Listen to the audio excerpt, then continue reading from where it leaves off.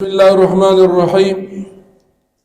آج کے درس میں ہم یہ بیان کریں گے گستاخ رسول کی سزا اور اعتراضات کے جوابات، یعنی گستاخ رسول کی سزا پر جو اعتراضات مغرب کے پیروکاروں نے جو اعتراضات کی ہیں، جو مغرب کے تہذیب سے متاثر ہیں، اس کے نظریے سے متاثر ہیں، ان کے اعتراضات کا جوابات کریں گے۔ اور اس ٹاپک کو ہم نے 5 ٹاپک میں عنوانات میں تقسیم کیا ہے۔ گستاخ رسول کی سزا ایک ایسا امر ہے کہ جس کے ثبوت کے لیے قرآن مجید اور احادیث مبارکہ میں بے شمار دلائل موجود ہیں، اور اگر ان دلائل کو ایک انسان مد نظر رکھے تو وہ کبھی بھی اس مسئلے کے بارے میں غلط فہمی کا شکار نہیں ہو سکے۔ لیکن چونکہ کم علمی کے سبب بعض لوگوں کے ذہن میں بعض اشکالات اور اعتراضات پیدا ہو جاتے ہیں، جس کے سبب وہ اس عالمی اور مشہور مسئلے میں تردد کا شکار ہو جاتے ہیں، اور اس سلسلے میں بروقت مناسب رہنمائی نہ ہونے سے کبھی کبھی اس مسئلے میں بعض اوقات مخالفت پر بھی اتر آتے ہیں، یعنی اس متفق کا فیصلہ اور اس مسئلے کا مخالفت کرنا شروع کر دیتے ہیں کم علمی کی وجہ سے۔ لہذا میں نے مناسب جانا کہ اول تو اس مسئلے کو دلائل سے ثابت کروں گا، اور اس کے بعد قرآن و حدیث کی روشنی میں ان اعتراضات کا بے غبار جوابات کروں گا، تاکہ اس کے بعد اس سلسلے میں کسی کا کوئی اشکال اور اعتراض باقی نہ رہے۔ اور سامعین کی آسانی کے لیے میں نے اس مسئلے کو درج ذیل عنوانات میں تقسیم کیا ہے، تاکہ ہر بات آسانی سے سمجھی جا سکے اور سمجھنے میں کسی کو دشواری اور مشکل پیش نہ ہو۔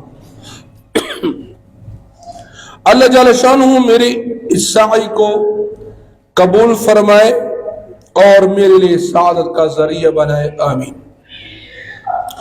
تو نمبر 1 عنوان یہ ہوگا کہ اہانت رسول کی سزا قرآن حدیث کی روشنی میں۔ نمبر 2 اہانت رسول کی سزا احادیث مبارکہ کی روشنی میں۔ اور نمبر 3 اگر کوئی قانون ہاتھ میں لے کر اپنے طور پر گستاخ رسول کو قتل کرے تو اس کا کیا حکم ہے۔ نمبر 4 گستاخ رسول کا توبہ کرنا اور معافی طلب کرنا۔ نمبر 5 اعتراضات اور ان کے جوابات۔ تو یہ 5 عنوانات میں ہم نے اس مسئلے کو تقسیم کیا ہے، اور اس انداز میں ہم اس کو بیان کریں گے۔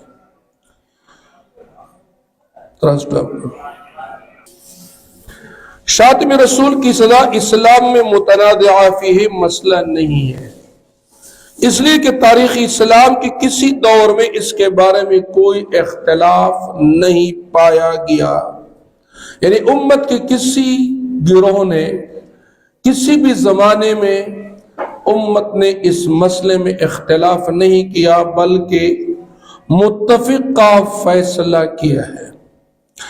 لیکن دور جدید میں بعض اہل قلم مغربی نظریات سے متاثر ہونے کی وجہ سے اپنی ہی عقیدے اور اسلام کی بنیادی احکام میں بے جا مداخلت شروع کی، اور غیر ضروری بحثوں میں پڑھ کر امت میں تفرقہ پیدا کرنے کی کوشش شروع کر دی۔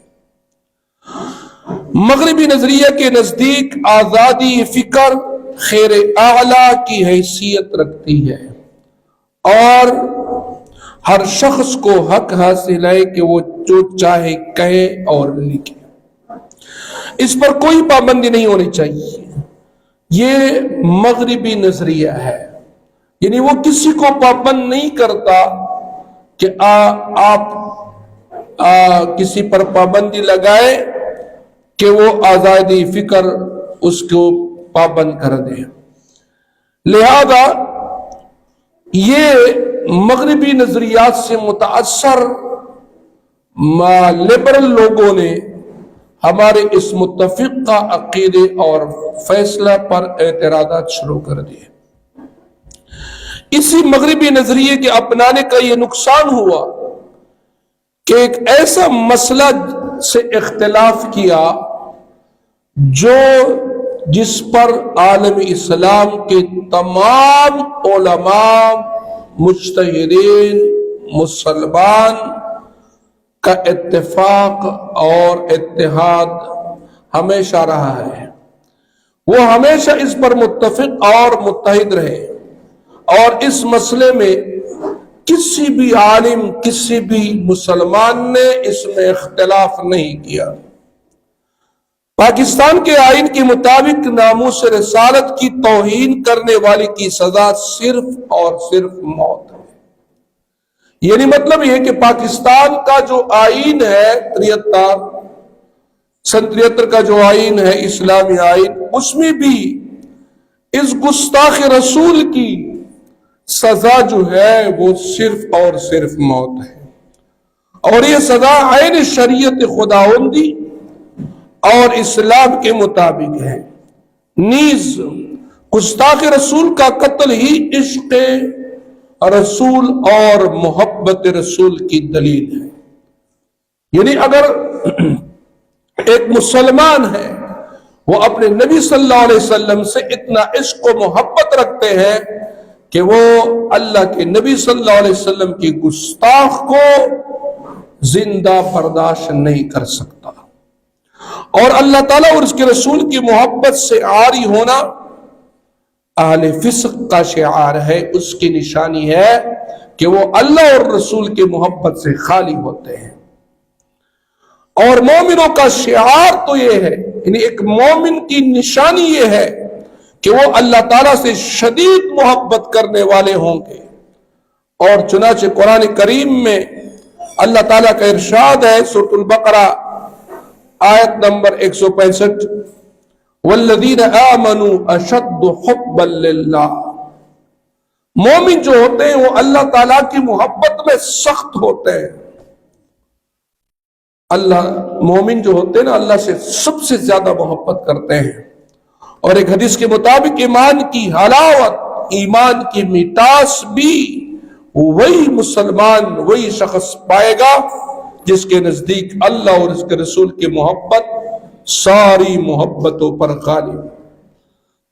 مطلب یہ کہ وہ اللہ اور رسول سے اتنا زیادہ محبت کرے گا کہ وہ والدین، اولاد، تمام مخلوق، یہاں تک کہ اپنے آپ سے بھی زیادہ وہ اللہ سے اور اللہ کے نبی سے محبت کرنے والے ہوتے ہیں۔ لہذا شاتم رسول صلی اللہ علیہ وسلم کے لیے سزائے موت کی مخالفت اور اہانت رسول صلی اللہ علیہ وسلم پر احتجاج کو خلاف اسلام قرار دینا دراصل مزاج اسلام سے ناواقفیت اور لا علمی کی دلیل ہے۔ مطلب یہ آپ کی جہالت اور کم علمی پر دلالت کرتا ہے کہ آپ شاتم رسول کی سزا یا اہانت رسول کی سزا کی مخالفت کرتے ہیں، حالانکہ اجماع امت کی مخالفت ہے، اس لیے کہ اجماع امت اس پر ہے کہ شاتم رسول اور گستاخی رسول کی سزا کیا ہے وہ صرف اور صرف موت ہے۔ لہذا لا علمی اور ناواقفیت کی بنیاد پر یہ جو آپ مخالفت کرتے ہیں، یہ اجماع امت کی بھی مخالفت ہے۔ اور گزشتہ 1400 साल से लेकर आज तक और क़यामत के सुबह तक ये मसला मुत्तफ़िक़न अलैहि रहा है और रहा और रहेगा, और किसी ने भी शातिम रसूल की सदाए मौत का इनकार नहीं किया। यानी 1400 साल से लेकर आज तक और क़यामत के सुबह तक कोई भी मुसलमान शातिम रसूल की सदा की मुखालिफत नहीं करता, न उसकी इनकार करता है, बल्कि सब इस पर मुत्तफिक है कि अल्लाह और अल्लाह के नबी सल्लल्लाहु अलैहि वसल्लम की गुस्ताख की सदा सिर्फ और सिर्फ क्या है? मौत है। लिहाजा जितनी भी लिबरल और मगरिब के नजरिए से मुतासर लोग हैं, उनको सोचना चाहिए, अपनी ईमान की फिक्र करना चाहिए। लिहाजा इस मुत्तफिका मसले की मुखालिफत करना अपने ईमान को नुकसान देना है। और कल क़यामत के दिन रसूलुल्लाह सल्लल्लाहु अलैहि वसल्लम को किस मुंह से सामना करोगे और रसूलुल्लाह सल्लल्लाहु अलैहि वसल्लम से किस तरह शफाअत की दरख्वास्त करोगे?